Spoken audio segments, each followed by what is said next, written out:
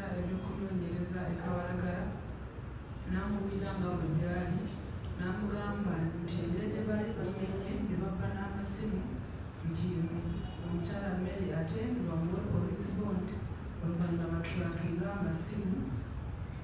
akulira ebyokunoonyereza n'akkiriza ate ne bamuwa police bond n'amala n'alekereramu complainant n'amugamba nti engeri amasimu gye galiko iPhone galina gakuuma nti bwafuna layini gye yali akamasa ku simu eyo basobola okugitulakinga ne bamanya waweri n'akkiriza naye n'agamba nti essimu yali yagimuwandiisiza muntu mulala n'amusaba nti afuna omuntu yagimuwandiisiza era n'afuna simu kaadi ne bagiteeka mu simu eyo bwe bagiteeka mu simu ne bagenda app gye bayita find my device olwafunira essimu yange ng'ennaku z'omwezi 2 ogw'omwenda 2022 n'akubira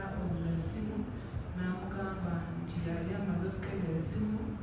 ate yali emulaze wa essimu ye gye yali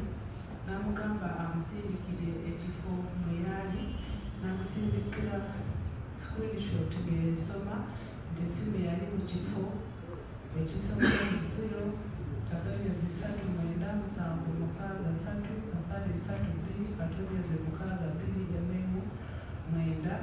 bwe bagimusomera n'agiteeka mu simu ye mu Google Map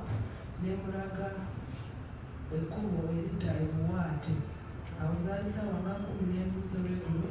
n'amugamba nti balukoleko enkya nga 3 ogw'omwenda 2022 nga 3 ogw'omwenda 2022 zagenda okukolera ssaawa 3 z'okumakya nga yali ku poliisi Kabalagala era n'akwatagana ne mwali Jacob oluvannyuma ne babuulira eyali akulira okunoonyereza bwakye baali batuuse era n'abagamba bagende mu maaso n'okunoonyereza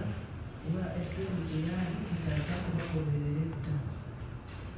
gy'ateekamu Google Maps ne bamulagira ne bamuwa ebintu bibiri okumulagirira gy'alina okugenda oba okumulagirira ng'atambula yali akozesa essimu ye yakika kya Tekino Camon era yanoonya nti bamulagirire nga bw'atambula bwe yanoonyako ekyo ne bamulaga mwalina okutambula era n'atambula kuva Kabalagala n'atuuka e Najeera n'ava ku kkubo eryo n'akwata n'ebuwaate bwe yatambulako katono essimu n'emulaga nti yali atuuse bwali gye yali agenda n'amugamba nti essimu eri ku mukono gwa kkono bwe yayimiridde kyali kikomera nga tekiriko geeti naye nga bamulaga nti essimu yali mu kikomera ekiddakwawo ekikomera ekyo kyali kizimbe nga kiriko ne geeti yali alina okwetooloola okunoonya geeti y'ekikomera ekyo era geeti yamala n'agifuna nga yali ku Kityo Close kubanga waliwo akapande nti yali ne mwami Jacob era nti bwe batuuka awantu awo wali wasirifu nnyo era n'addamu n'akubira eyali akubira ebyokunoonyereza ku ssimu bwe yamukubira n'amugamba nti ye yali amulaba nti olwo yali atuuse kumpi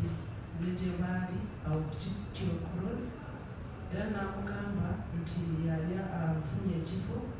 kye baali bagenzeemu n'amugamba nti asigale ng'alaba ki ekigenda mu maaso asooka akubira abasirikale abalala ng'akyali awo owa boodabooda n'ajja nga yeetisse amanda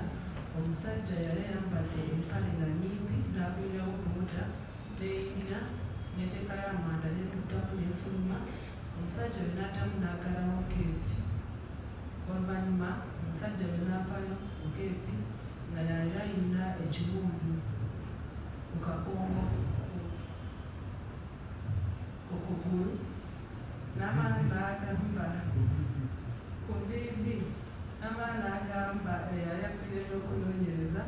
nti alaba amunda n'alabirayo omuntu omu ng'amubuuza ki ekiddako naye nga bakyali awo emmotoka ya poliisi ng'eva ku poliisi ya Kira division yajja ng'eriko abasirikale ne batuuka ku nnyumba ya Sipapa n'abalagirira okuyitawo ne bagenda ne bapaakinga mu maaso n'agenda n'ayogeramuko nabo ng'ayogera nabo n'amala n'akubira akubira ebyokunoonyereza n'amugamba nti abasirikale bali batuuse nga bamugambye nti naye bagenda wa Sipapa nti bali bawulidde nti yali afunyeeko ku ssente n'olwekyo bali bamukyaliddeko ekitegeeza nti abo amaka ge baali batuuseeko n'aliga mwani Sipapa olwo ne batandika okulaba engeri gye balumbamu naye n'agamba nti omusajja oli eyali mu mpale ennyimpi yalina okubayamba okumuvulirawo. Yes, Mr. Judge, you had reached the point where you are now telling the court how you confronted the situation. There was a gentleman who had opened the gate and the chapel allowed to enter by the other person. How did you deal with the situation? By way of apprehending him.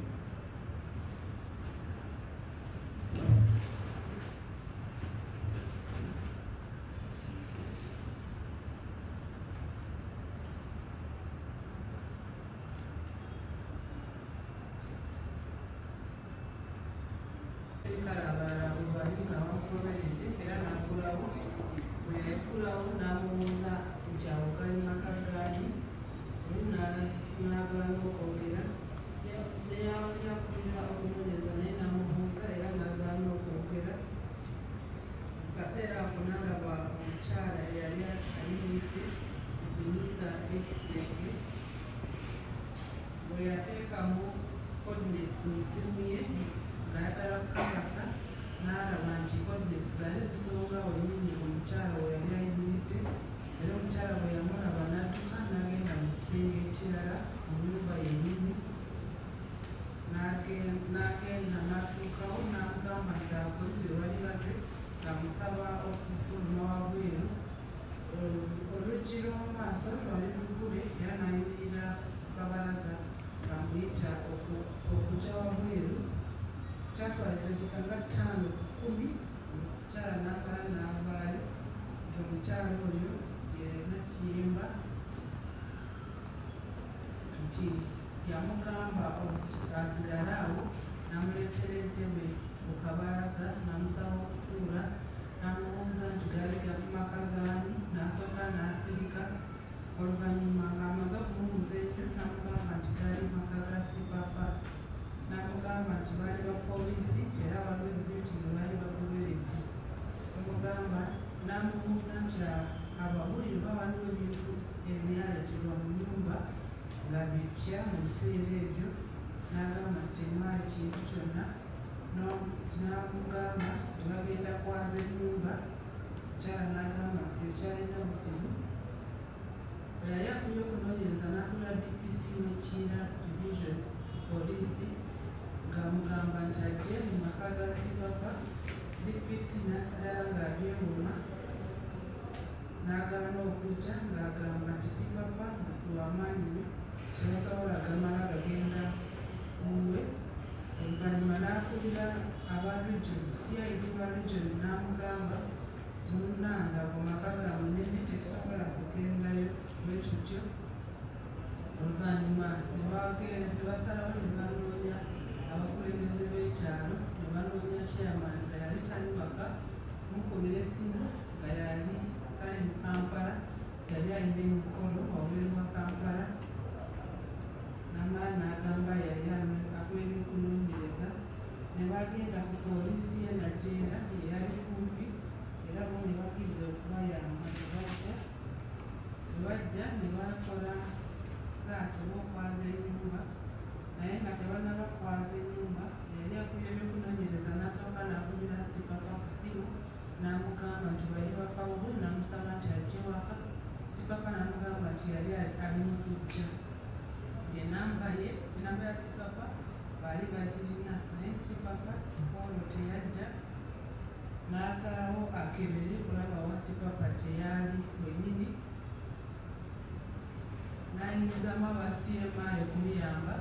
okunoonyereza kulaba oba essimu we yali era bwe bakebera ne basanga nti wali Maraba Tororo district. Ne beyongerayo n'okwaza ennyumba ne basooka ne beegabira awo emirimu ne mukyalina okukola naye ne bamugamba nti alina okulaba nti teri muntu yenna ayingira okuggyako abaali balondemu nga eyawawa omusango yali akulira okunoonyereza ne Nakiyemba n'abapoliisi abaali balondebwa.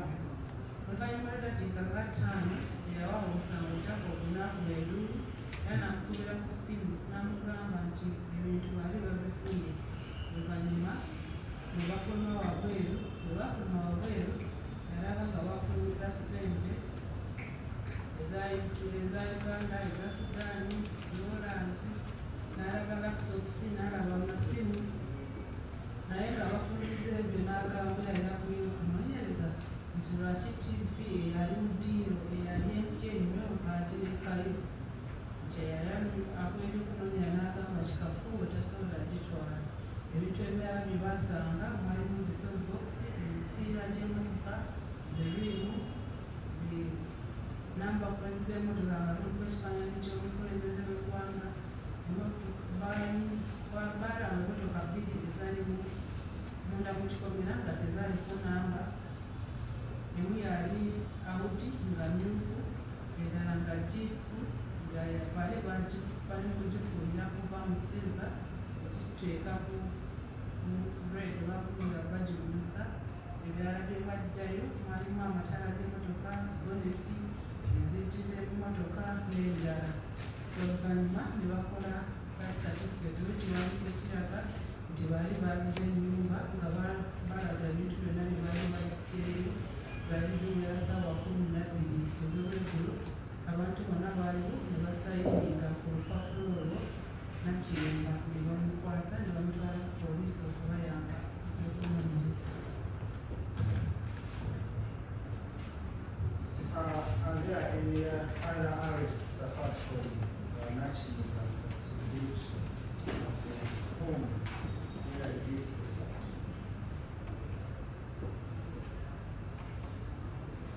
Yeah, we could also the house.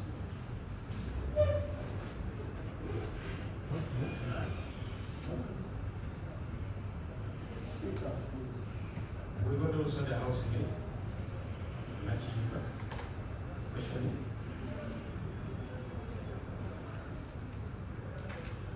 And before we proceeded with the police,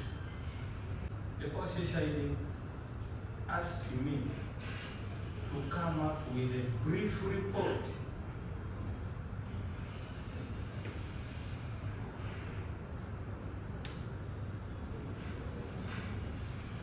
on this incident,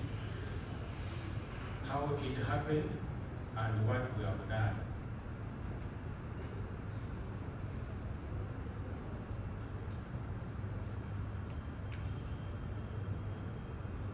I made the same, which was forwarded to the PRO and published.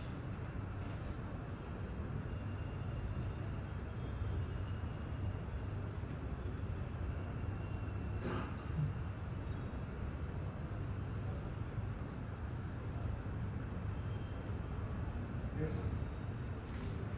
Upon conclusion of the report and the arrests and the seizure, We took Nakiyemba as the housemate to Kamanagala police station together with the exits. who had the exit? At that particular time, it was a presumption, it was Joel in control of everything. Since he was the chief investigator.